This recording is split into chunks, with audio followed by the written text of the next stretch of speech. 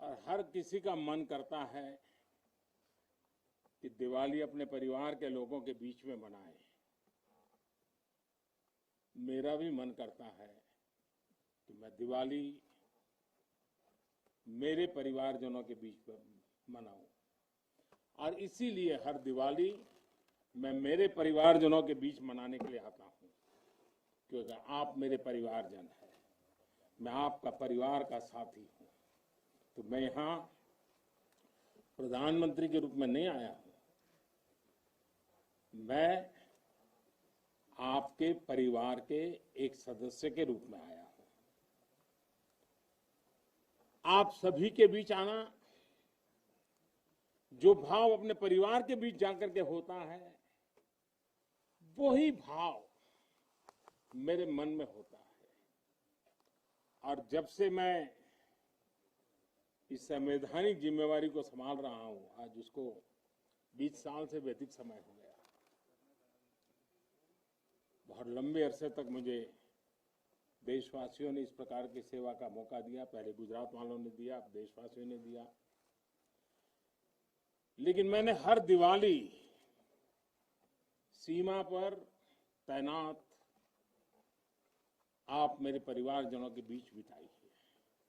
आज मैं फिर आपके बीच आया हूं, आपसे एक नई ऊर्जा लेकर के जाऊंगा, नया उमंग लेकर के जाऊंगा, नया विश्वास लेकर के जाऊंगा।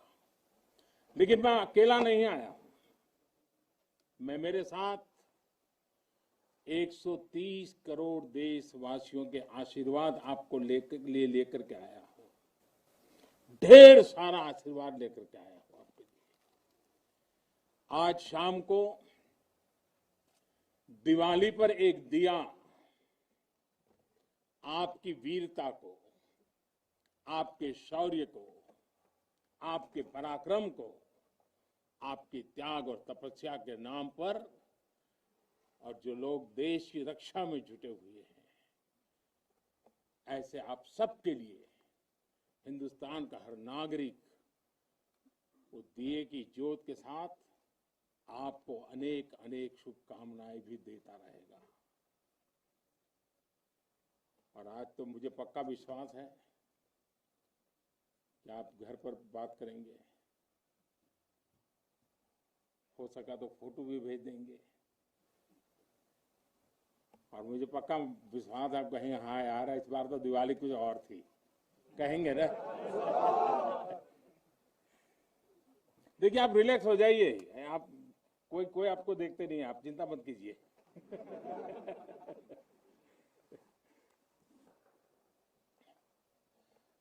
अच्छा आप ये भी बताएंगे ना तो मिठाई भी बहुत खाई थी, नहीं बताएंगे तो बोलो ना। साथियों, आज मेरे सामने देश के जो वीर हैं, देश की जो वीर बेटियां हैं, वो भारत मां की ऐसी सेवा कर रहे हैं जिसका सौभाग्य हर किसी को नहीं मिलता है। किसी किसी को ही मिलता है जो सौभाग्य आपको मिला है। मैं देख रहा हूं, मैं महसूस कर रहा हूं, आपके चेहरे के उन मजबूत भावों को मैं देख रहा हूं। आप संकल्पों से भरे हुए हैं, और यही आपके संकल्प, यही आपके पराक्रम की पराकाष्ठा करने की भावनाएं, चाहे हिमालय हो, रेगिस्तान हो, बर्फीली चोटियां हो, गहरे पानी हो, कहीं पर भी आप लोग मां भारती का एक जीता जागता सुरक्षा कवच है। आपके सीने में वो जज्बा है जो 130 करोड़ देशवासियों को भरोसा होता है, वो चैन की नींद सो सकते हैं। आपके सामर्थ्य से देश में शांति और सुरक्षा एक निश्चिंतता होती है। एक विश्वास होता है। आपके पराक्रम की वजह से हमारे पर्वों में प्रकाश फैलता है, खुशियां भर जाती हैं, हमारे पर्वों में चार चांद लग जाते हैं। अभी दीपावली के बाद गोवर्धन पूजा, फिर भैया दूज और छठ पर्व भी बिल्कुल गिनती के दिनों में सामने आ रहा है। आपके साथ ही मैं सभी देशवासियों को नौशेरा की इस वीर वसुंधरा से इन सभी पर्वों के लिए देशवासियों को भी बहुत बहुत शुभकामनाएं देता हूं। देश के अन्य हिस्सों में बड़ी संख्या में लोग आज दिवाली का जब दूसरा दिन होता है तो नववर्ष की भी शुरुआत करते हैं, और हमारे यहाँ तो हिसाब किताब भी दिवाली से पूरा होता है और दिवाली के दूसरे दिन से शुरू होता है। खास करके गुजरात में कल नया साल होता है। तो मैं आज नौशेरा की इस वीर भूमि से गुजरात के लोगों को भी और जहां जहां नववर्ष मनाते हैं उन सबको भी अनेक अनेक मंगल कामनाएं उनके लिए देता हूं। साथियों, जब मैं यहां नौशेरा की पवित्र भूमि पर उतरा, यहां की मिट्टी का स्पर्श किया, तो एक अलग ही भावना, एक अलग ही रोमांच से मेरा मन भर गया।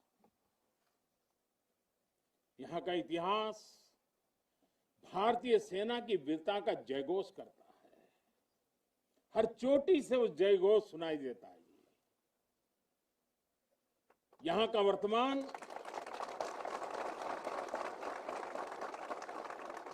वर्तमान आप जैसे वीर जवानों की वीरता का जीता जागता उदाहरण है।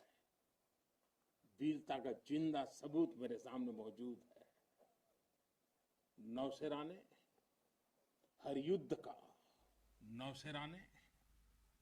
युद्ध का, हर छद्म का, हर षड्यंत्र का माकूल जवाब देकर कश्मीर और श्रीनगर के प्रहरी का काम किया है। आजादी के तुरंत बाद ही दुश्मनों ने इस पर नजर खड़ा करके रखी हुई थी।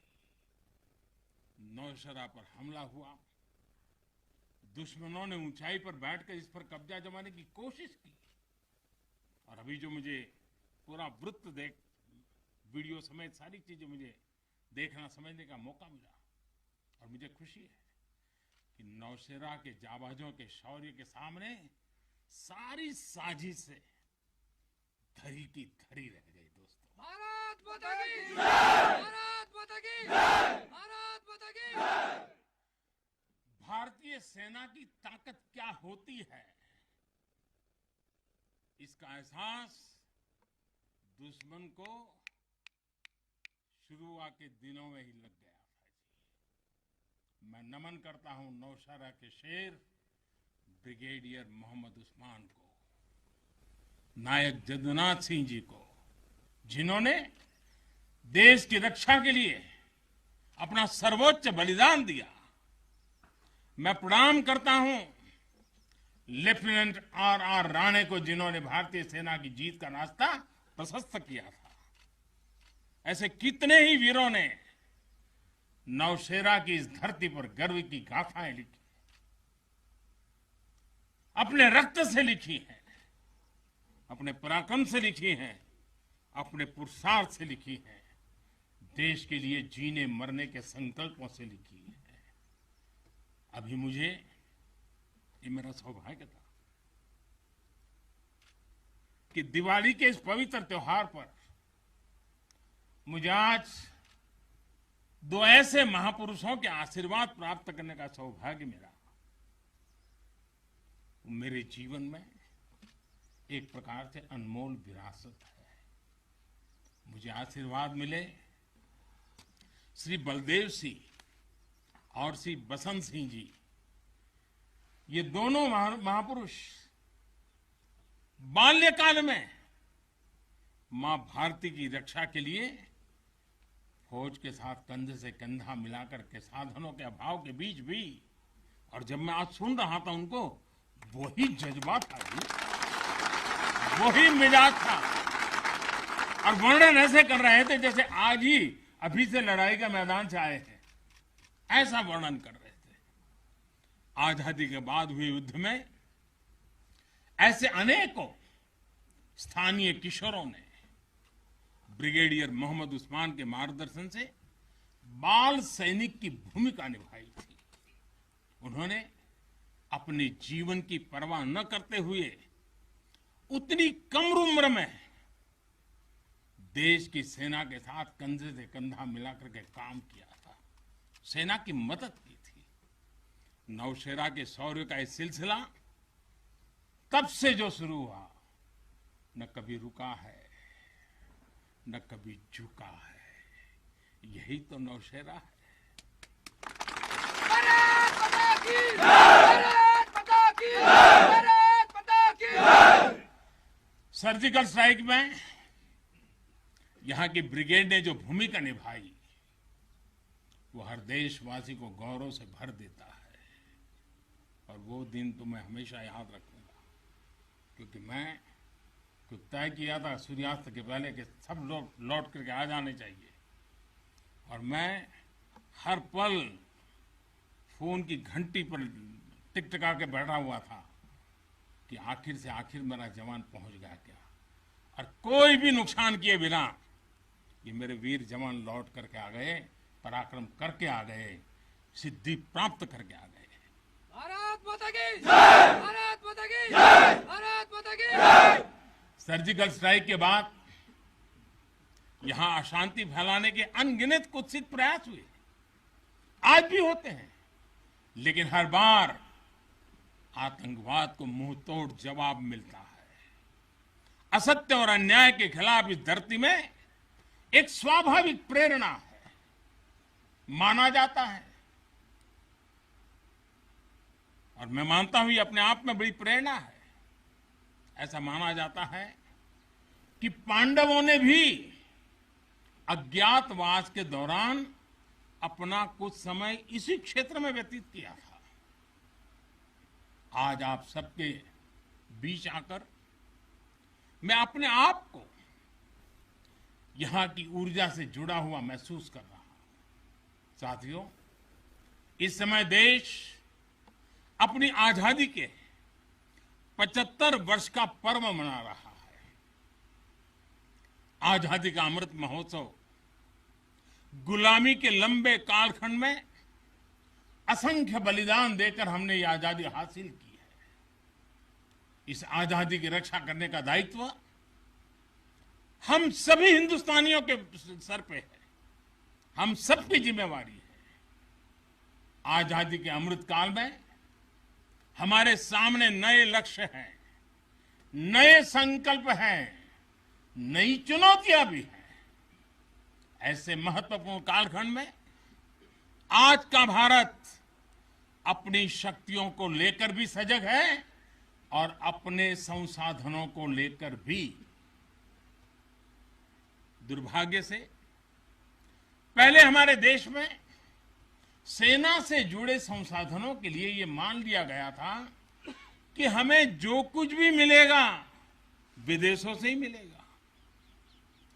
हमें टेक्नोलॉजी के मामले में झुकना पड़ता था, ज्यादा पैसे खर्च करने पड़ते थे। नए हथियार, नए उपकरण खरीदने होते थे तो प्रक्रिया सालों साल चलती रहती थी।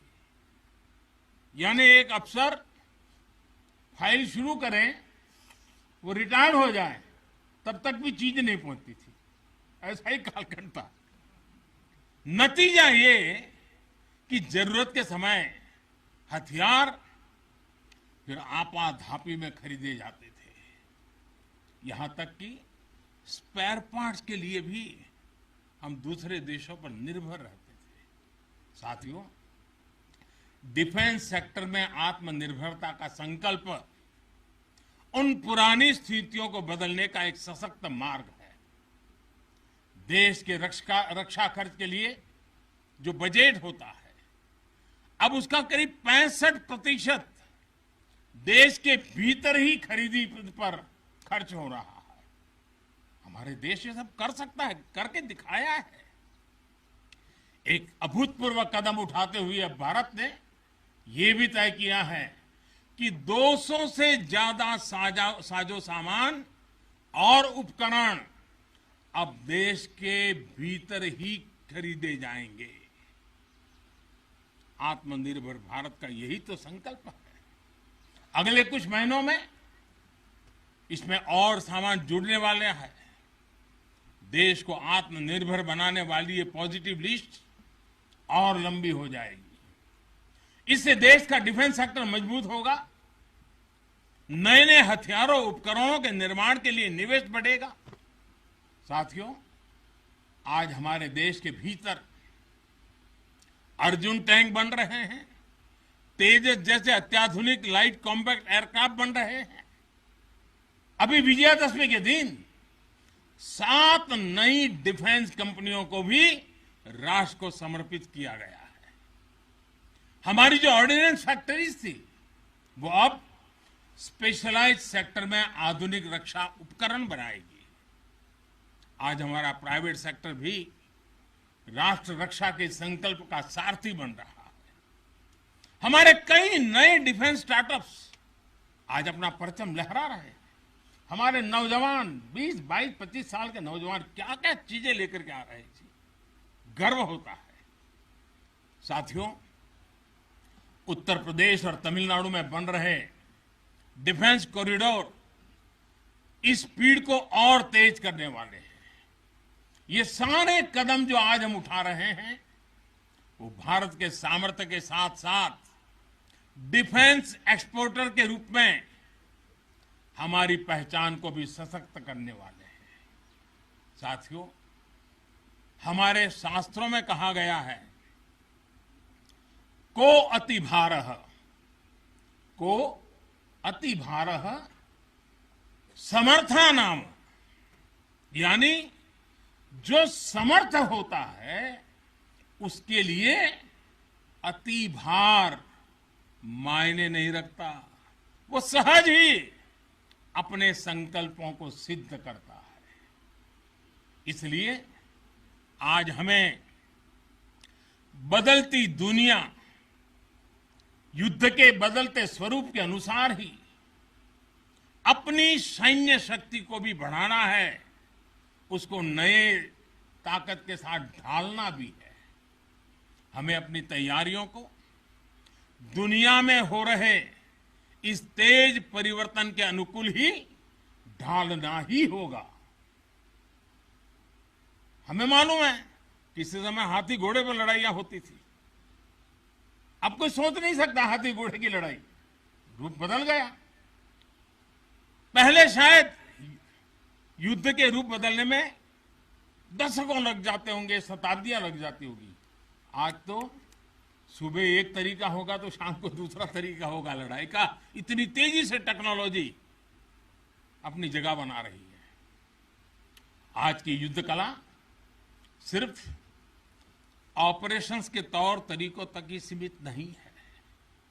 आज अलग अलग पहलुओं में बेहतर तालमेल, टेक्नोलॉजी और हाइब्रिड टैक्टिक्स का उपयोग बहुत बड़ा फर्क डाल सकता है। संगठित नेतृत्व एक्शन में बेहतर समन्वय आज बहुत जरूरी है। इसलिए बीते समय से हर स्तर पर लगातार रिफॉर्म्स किए जा रहे हैं। चीफ ऑफ डिफेंस स्टाफ की नियुक्ति हो या डिपार्टमेंट ऑफ मिलिट्री अफेयर्स का गठन, ये हमारी सैन्य शक्ति को बदलते समय के साथ कदम ताल करने में अहम रोल निभा रहे हैं। साथियों, आधुनिक बॉर्डर इंफ्रास्ट्रक्चर भी हमारी सैन्य ताकत को और मजबूत करने वाला है। सीमावर्ती इलाकों की कनेक्टिविटी को लेकर पहले कैसे काम होता था, ये आज देश के लोग, आप सभी भली भांति जानते हैं। अब आज लद्दाख से लेकर के अरुणाचल प्रदेश तक, जैसलमेर से लेकर के अंडमान निकोबार द्वीप तक, हमारे बॉर्डर एरियाज में, हमारे समुद्री तट पर जहां सामान्य कनेक्टिविटी भी नहीं होती थी, आज वहां आधुनिक रोड, बड़े बड़े टनल्स, पूल और ऑप्टिकल फाइबर जैसे नेटवर्क बिछाए जा रहे हैं। इससे हमारी डिप्लॉयमेंट कैपेबिलिटी में तो भूतपूर्व सुधार हुआ ही है। सैनिकों को भी अब बहुत अधिक सुविधा हो रही है। साथियों, नारी शक्ति को नए और समर्थ भारत की शक्ति बनाने का गंभीर प्रयास बीते 7 सालों में हर सेक्टर में किया जा रहा है। देश की रक्षा के क्षेत्र में भी भारत की बेटियों की भागीदारी अब नई बुलंदी की तरफ बढ़ रही है। नेवी और एयरफोर्स में अग्रिम मोर्चों पर तैनाती के बाद अब आर्मी में भी महिलाओं की भूमिका का विस्तार हो रहा है।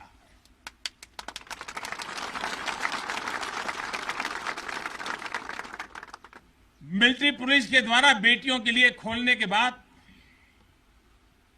अब महिला अफसरों को परमानेंट कमीशन देना इसी भागीदारी के विस्तार का ही हिस्सा है। अब बेटियों के लिए नेशनल डिफेंस एकेडमी, राष्ट्रीय मिलिट्री स्कूल और राष्ट्रीय इंडियन मिलिट्री कॉलेज जैसे देश के प्रीमियर मिलिट्री संस्थानों के दरवाजे खोले जा रहे हैं। इसी वर्ष 15 अगस्त को मैंने लाल किले से यह भी घोषणा की थी कि अब देश भर के सभी सैनिक स्कूलों में बेटियों को भी पढ़ाई का अवसर मिलेगा। इस पर भी तेजी से काम शुरू हो गया है। साथियों, मुझे आप जैसे देश के रक्षकों की वर्दी में केवल अथाह सामर्थ्य के ही दर्शन नहीं होते। मैं जब आपको देखता हूं तो मुझे दर्शन होते हैं अटल सेवा भाव के, अडिग संकल्प शक्ति के और अतुलनीय संवेदनशीलता के। इसलिए भारत की सेना दुनिया की किसी भी दूसरी सेना से अलग है। उसकी एक अलग पहचान है। अब विश्व की शीर्ष सेनाओं की तरफ एक प्रोफेशनल फोर्स तो है ही, लेकिन आपके मानवीय मूल्य, आपके भारतीय संस्कार आपको औरों से अलग एक असाधारण व्यक्तित्व के धनी बनाते हैं। आपके लिए सेना में आना एक नौकरी नहीं है। पहली तारीख को तनख्वाह आएगा इसके लिए नहीं आए हैं आप लोग। आपके लिए सेना में आना एक साधना है, साधना। जैसे कभी ऋषि मुनि साधना करते थे ना, मैं आपके हर एक के भीतर उस साधक का रूप देख रहा हूं। और आप मां भारती की साधना कर रहे हैं। आप जीवन को उस ऊंचाई पर ले जा रहे हैं कि जिसमें 130 करोड़ देशवासियों की जिंदगी जैसे आपके भीतर समाहित हो जाती है। ये साधना का मार्ग है। और हम तो भगवान राम में अपने सर्वोच्च आदर्श खोजने वाले लोग हैं। लंका विजय करने के बाद भगवान राम जब अयोध्या लौटे थे तो यही उद्घोष करके लौटे थे, अपि स्वर्णमयी लंका न मे लक्ष्मण रोचते, जननी जन्मभूमिश्च स्वर्गादपि गरीयसी। यानी सोने और समृद्धि से भरपूर लंका को हमने जीता जरूर है, लेकिन हमारी ये लड़ाई हमारे सिद्धांत और मानवता की रक्षा के लिए थी। हमारे लिए तो हमारी जन्मभूमि ही हमारी है, हमें वहीं लौटकर उसी के लिए जीना है। भारत माता की जय, भारत माता की जय, भारत माता की जय। और इसलिए जब प्रभु राम लौटकर आए तो पूरी अयोध्या ने उनका स्वागत एक मां के रूप में किया। अयोध्या के हर नर नारी ने, यहां तक कि पूरे भारतवर्ष ने दिवाली का आयोजन कर दिया। यही भाव हमें औरों से अलग बनाता है। हमारी यही उदात्त भावना हमें मानवीय मूल्यों के उस अमर शिखर पर विराजमान करती है जो समय के कोलाहल में, सभ्यताओं के हलचल में भी अड़िग रहती है।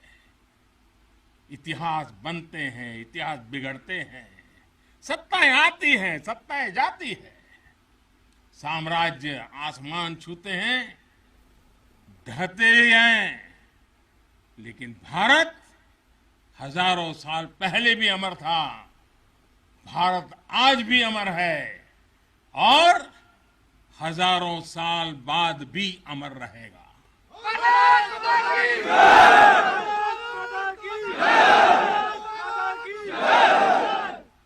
हम राष्ट्र को शासन, सत्ता और साम्राज्य के रूप में नहीं देखते।